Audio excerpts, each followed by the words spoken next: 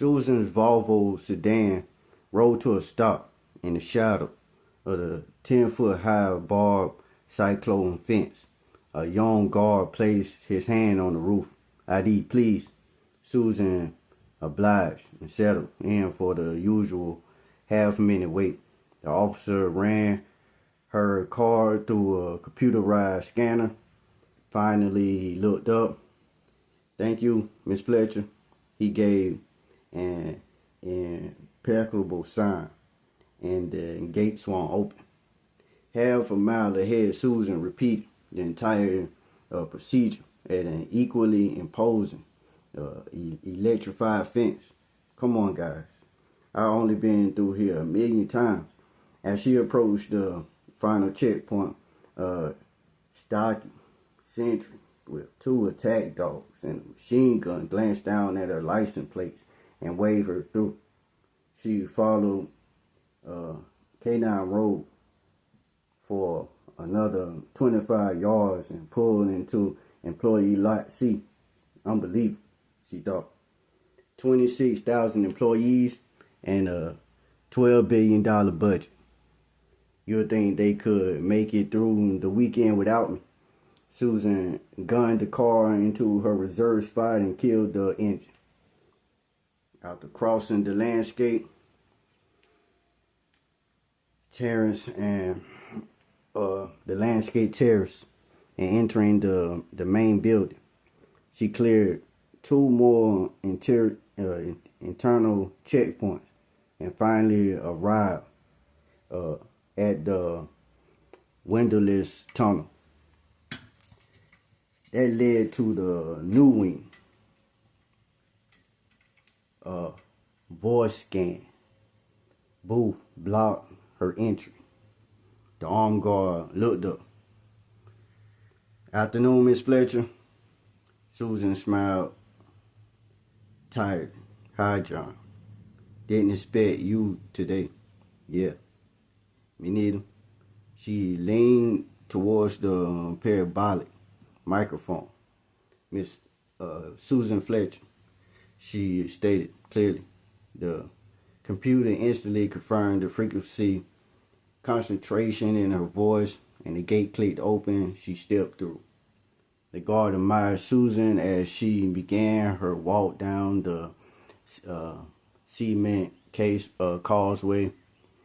He noticed that her strong hazel eyes seemed distant today, but her cheeks had a flush freshness, and her shoulder length auburn hair looked newly blown dry.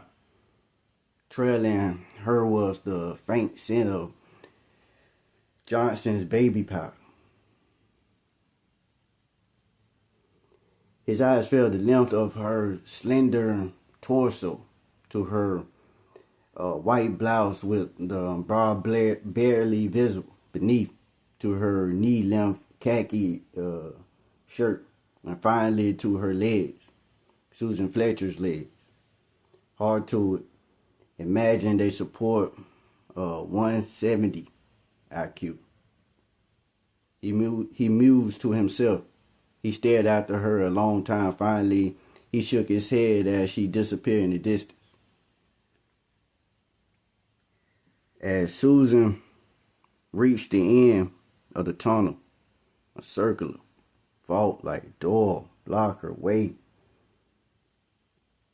The enormous letters read, "Crypto." Signing, she placed her hand inside the recessed cipher box and entered her 5-digit PIN. Seconds later, the 12-ton slab of steel began to revolve. She tried to focus, but her thoughts reeled back to him, David Becker, the only man she ever loved, the youngest full professor at Georgetown University, and a brilliant foreign language specialist. He was practically a celebrity in the world of academia, born with an erudite memory and a love of language. He mastered 6 Asian dialects as well as Spanish, French, and Italian. His university lectures etymology and linguistics were standing room only, and he invariably stayed late to answer a batch of questions. He spoke with authority and enthusiasm, apparently oblivious to the adoring gazes of his starstruck co-eds. Becker was dark, a rugged, youthful, 35 with sharp green eyes and a wit to match. His strong jaw and taut features reminded Susans of carved marble over 6 feet tall. Becker moved across the squash court faster than any of his colleagues could comprehend. After soundly beating his opponent, he would cool off by dousing his head in a drinking fountain and soaking his tuft of thick black hair. Then, still dripping, he'd treat his opponents to a fruit shake and a bagel. As with all young professors, David's university salary was modest. From time to time, when he needed to renew his squash club membership or restring his old Dunlap with gut, he earned extra money by doing translating work for government agencies in and around Washington. It was one of those jobs that he met Susan. It was a crisp morning during fall break when Becker returned from a morning jog to his 3-room faculty apartment to find his answering machine blinking. He downed a quart of orange juice as he listened to the playback.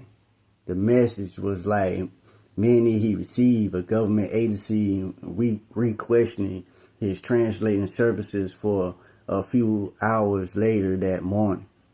The only strange thing was that Becker had never heard of the organization.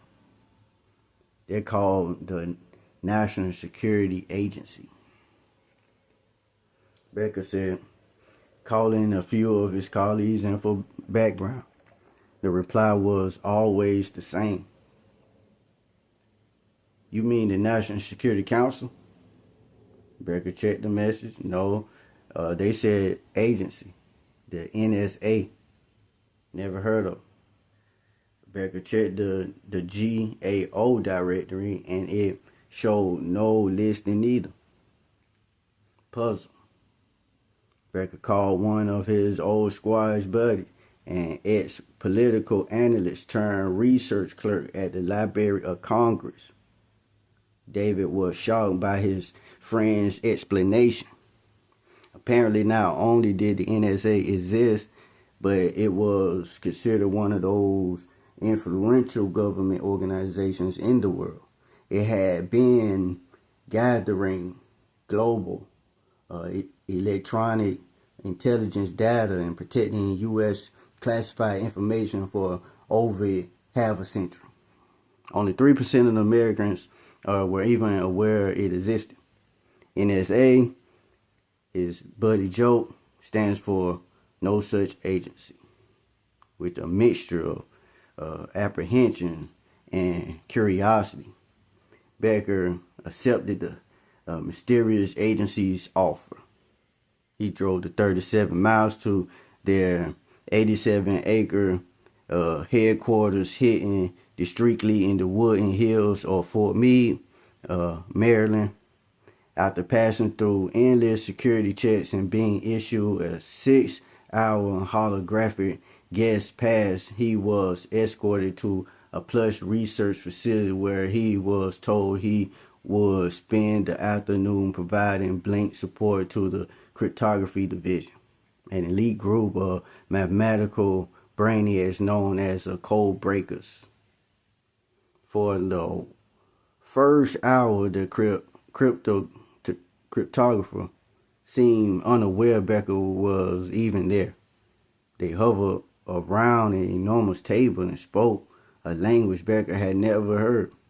They spoke of string ciphers, self-decimated, generators, knapsack, variants of zero-knowledge protocols, unity, points. Becker observed loss. They scrawled symbols on graph papers, poured over computer printouts, and continuously referred to the jumble of text over the overhead projector. Eventually, one of them explained what Becker had already surmised. The scrambled text was a code, a cipher text. Eventually, one of them explained that Becker had already submitted. The scrambled text was a code, a cipher text, groups of members and letters representing encrypted words. The cryptographer's job was to study the code or extract from it the original message or clear text. The NSA had called Becker because they suspected the original message was written in Mandarin, Chinese. He was to translate the symbols as the cryptographers decrypted them. For 2 hours, Becker interpreted an endless stream of Mandarin symbols, but each time he gave them a translation, the cryptographers shook their heads in despair. Apparently, the code was not making sense. Eager to help, Becker pointed out that all the characters that shown him had a common trait. They were also part of the Kanji language. Instantly, the bustle in the room fell silent. The man in charge, a lanky, chain-smoking named Moranti, turned to Becker in disbelief. "You mean these symbols have multiple meanings?" Becker nodded. He explained that kanji was a Japanese writing system based on modified Chinese characters. He'd been given Mandarin translation because that's what they're asked for. Jesus Christ. Moranti coughed. "Let's try kanji." Like magic. Everything fell into place. The cryptographers were duly impressed, but nonetheless, they still made Becker work on the characters out of a sequence. It's for your own safety, Moranti said. "This way you won't know what you translate." Becker laughed. Then he noticed nobody else was laughing. When the code finally broke, Becker had no idea what dark secrets he had helped reveal. But one thing was for certain. The NSA took code breaking seriously. The check in Becker's pocket was more than an entire month's university salary. On his way back out through the series of security checkpoints in the main corridor, Becker's exit was blocked by a guard hanging up a phone. "Mr. Becker, wait here, please."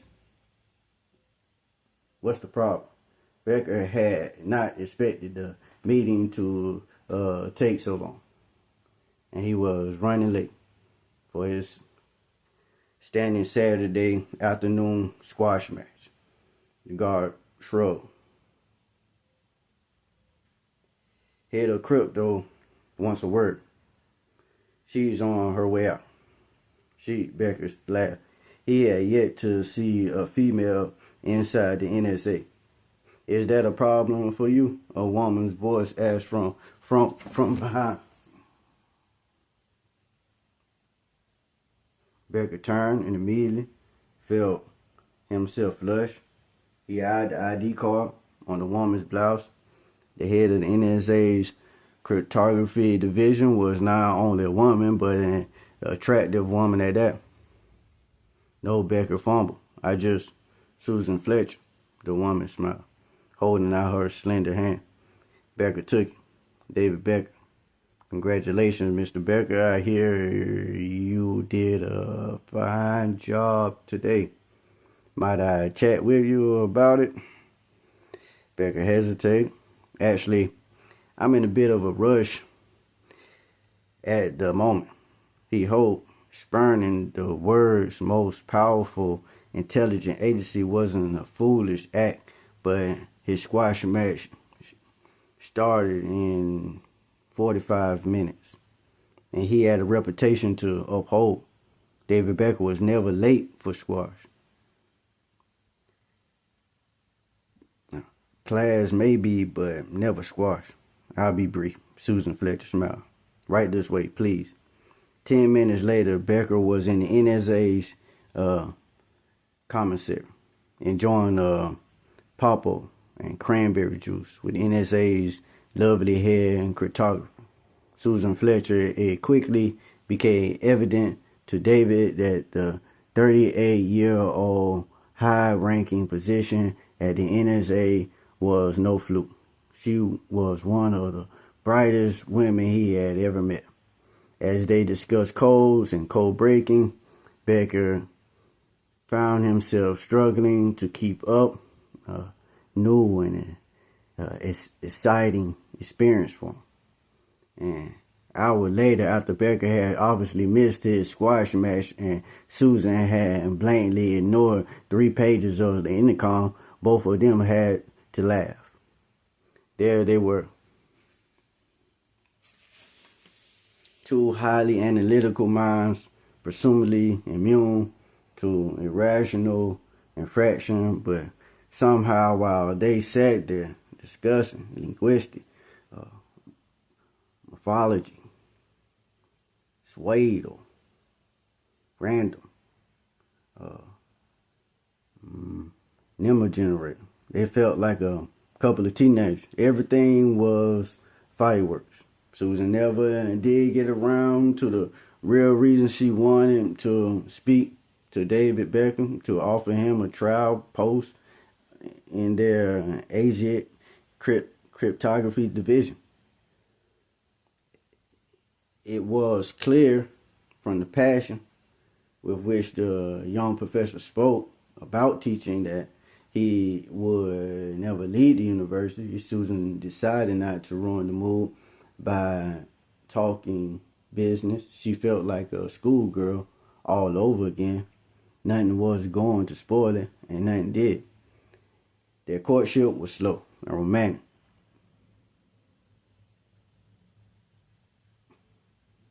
Stolen escapes whenever their schedules permit. Long walks through the Georgetown campus.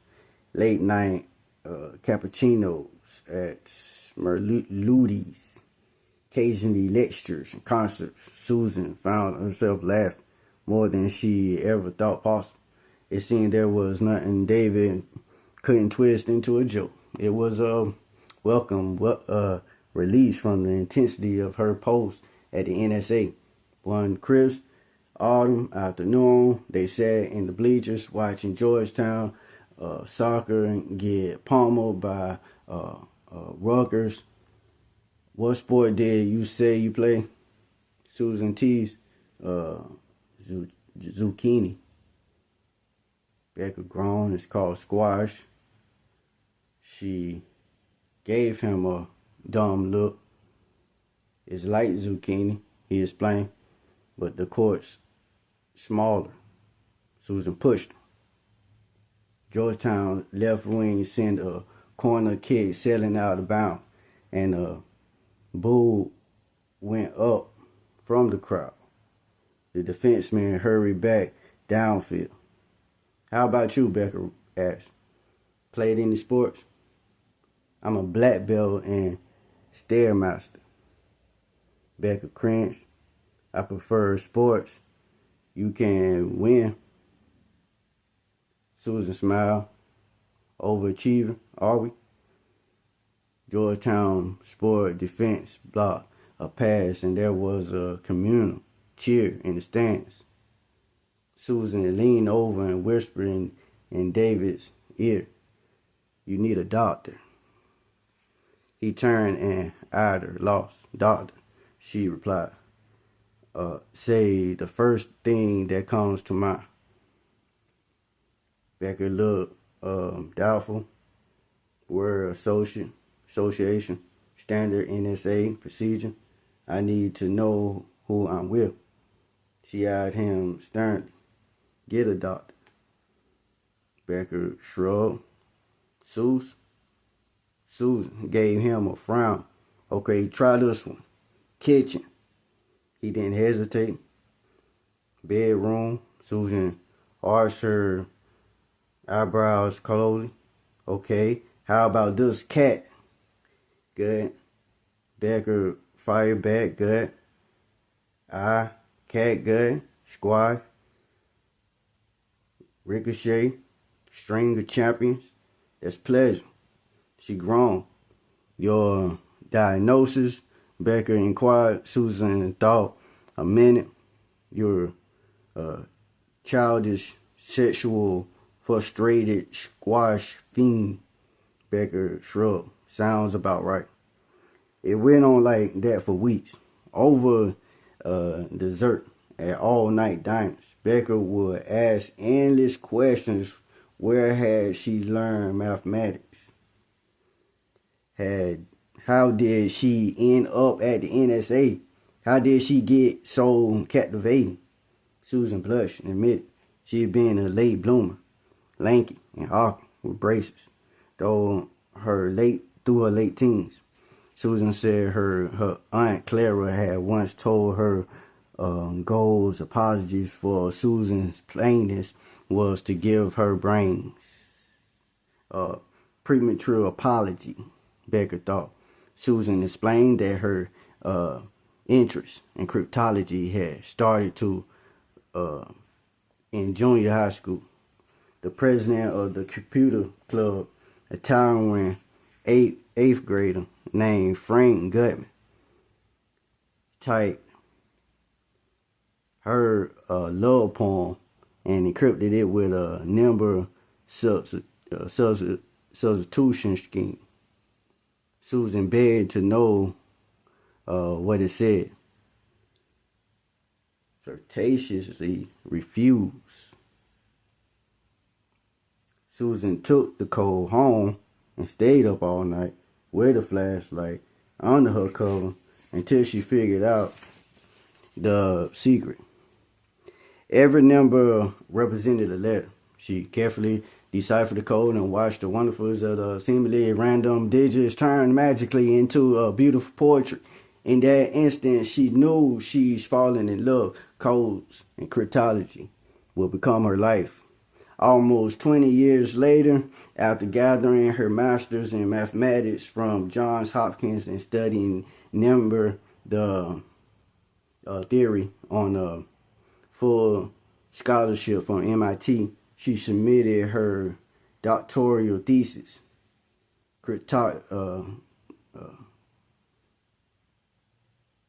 cryptographic methods, protocols, and algorithms for manual applications.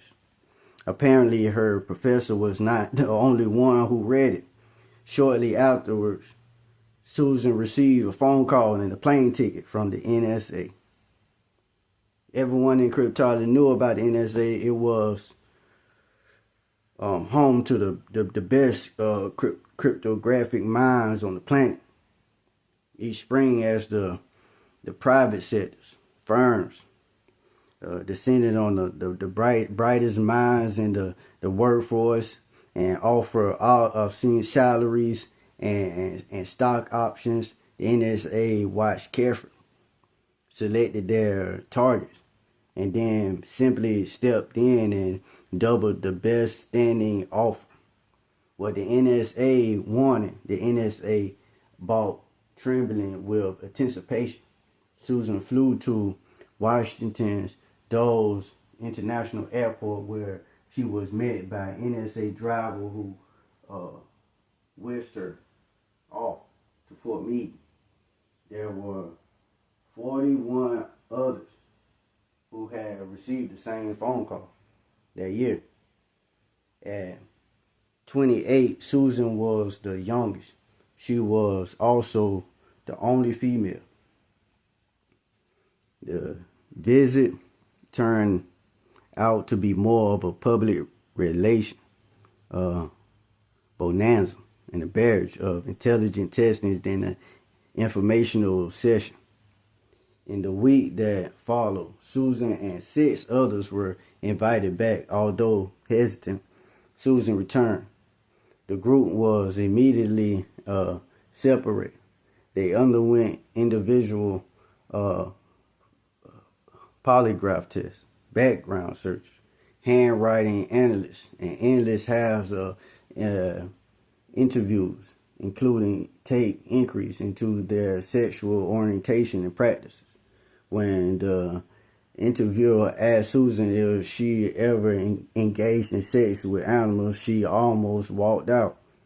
But somehow the mystery carried her through the prospect of working on the cutting edge of cold theory, entering the puzzle palace, and becoming a member of the most secretive club in the world, the NSA, Becker said reveling by her stories.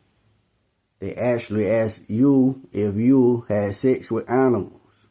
Susan shrugged, part of the routine background check. Well, Becker fought off a grin. What did you say? She kicked him under the table. I told them no. Then she added, until last night it was true. In Susan's eyes, David was as close to perfect as she could imagine. He only had one unfortunate quality. Every time they went out, he insisted on picking up the check.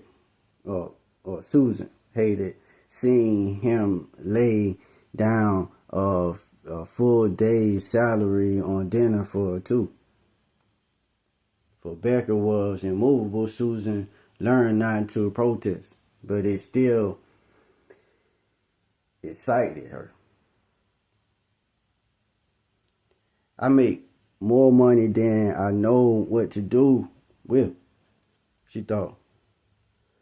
I should be paying. Nonetheless, Susan excited that aside from David's outdated sense of cleverity, he was ideal. He was compassionate, smart, funny, and best of all, he had a sincere interest in her work, whether it was doing trips to the museum, bike rides, or burning spaghetti in Susan's kitchen. David was perpetually curious. Susan answered what question she could and gave David the general unclassified overview of the national security agencies where David heard enthralled him. Found by President Truman at 12:01 a.m. on November 4th, 1952. The NSA had been the most clandestine intelligence agency in the world for almost 50 years. The NSA's 7-page Inception Doctrine laid out a very concise agenda to protect U.S. government communication and to intercept the communication of foreign powers. The roof of the NSA's main operation building was littered with over the 500 antennas, including 2 large randoms that looked like enormous golf balls. The building itself was mammoth, over 2 million square feet, twice the size of CIA headquarters. Inside were 8 million feet of telephone wire and 80,000 square feet of permanently sealed windows. Susan told David about the agency's global reconnaissance division, the mind-boggling collection of listening posts, satellites, spies, and wiretaps around the globe. Thousands of communions and conversations were intercepted every day, and they were all sent to the NSA analysts for the decryption. The FBI, CIA, and the U.S. foreign policy advisors all depended on the NSA's intelligence to make their decision. Becker was mesmerized and cold-breaking. Where do you fit in? Susan explained how the intercepted transmission often originated from dangerous governments, hostile factions, and terrorist groups, many of whom were inside U.S. borders. Their communications were usually encoded for secrecy in case they ended up in the wrong hands, which thoughts to comments they usually did. Susan told David her job was to study the codes, break them by hand, and furnish the NSA with the deciphered message. This was not entirely true. Susan felt a pang of guilt over lying to her new love, but she had no choice. A few years ago, it would have been accurate, but things had changed at the NSA. The whole world of cryptography had changed. Susan's new duties were classified, even to many in the highest echelon of power. Codes, Becker said. Fascinating. How do you know where to start?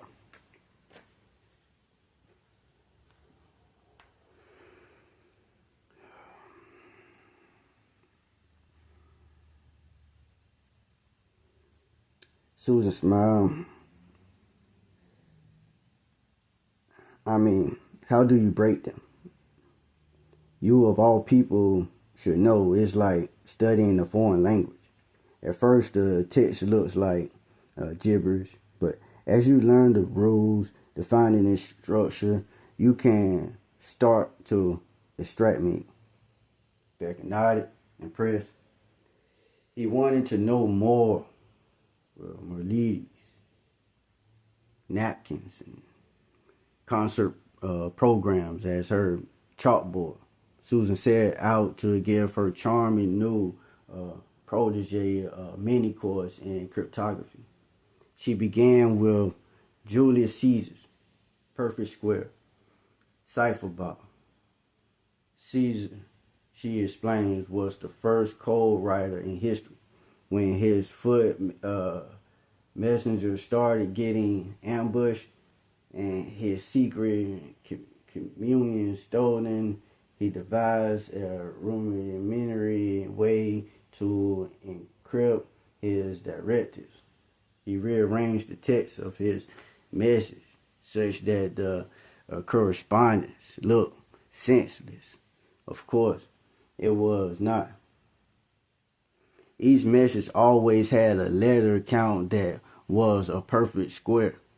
16, 25, 100, depending on how much Susan needed to say.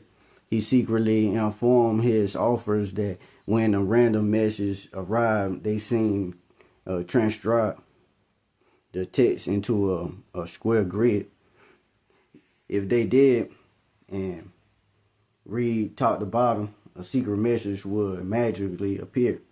Over time, Caesar's concept of rearranging text was adopted by others and modified to become more difficult to break. The pinnacle of non-computer based encryption came during World War II. The Nazis built a baffling encryption machine named Enigma.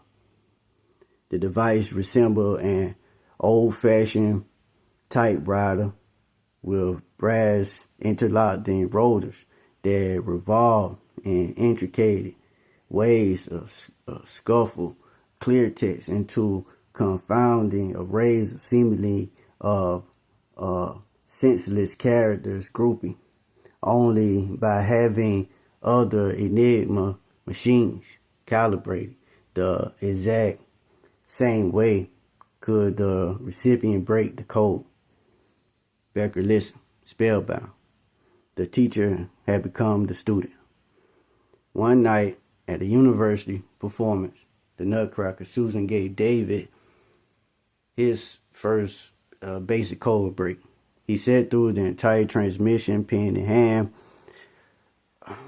puzzled over the 11-letter message.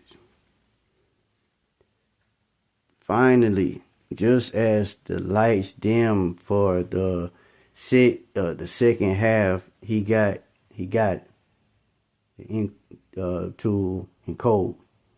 Susan had simply replaced each letter of a message with the letter preceding it in the alphabet. To decrypt the code, all Becker had to do was shift each letter one space forward in the alphabet. A became B, B became C, and so on. He quickly shifted the remaining letter. He never imagined 4 little symbols could make him so happy.